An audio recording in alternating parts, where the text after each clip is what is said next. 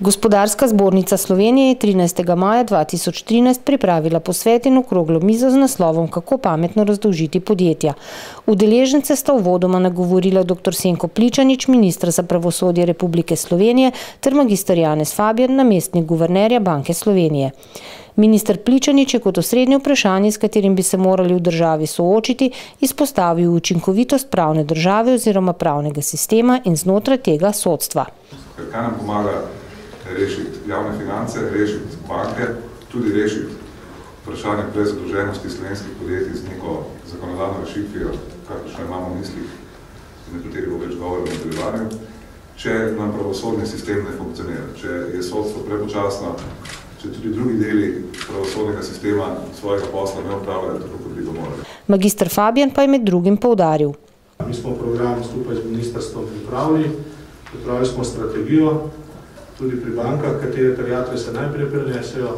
Mi mislimo, da je realno, da bo 36.1. val terjatev prenesen, vendar je treba delati hitro, tako v slabi banki, kot na tem področju dobre banke, s podjetji skupaj. In naj bo tudi tekmovalnost, da bo bolj operativen.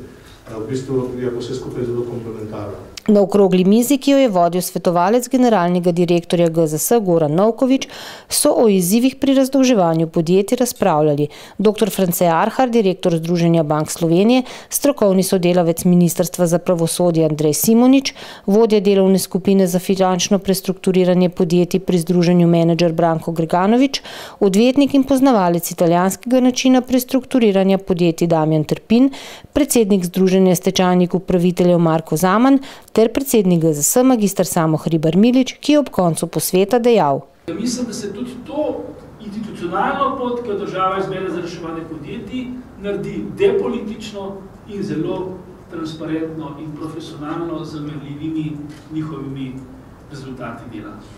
Kaj je prinesel današnji posvet z okroglo mizo o pametnem razdolževanju podjetij na Gospodarski zbornici Slovenije? No, prinesel je dve zadevi. Prvo je, da bo razdolževanje nujno, če želimo ohraniti ključna področja, vsaj nekatera ključna področja, ki lahko konkuriramo v svetu. In drugo, da bo to treba narediti zelo pametno.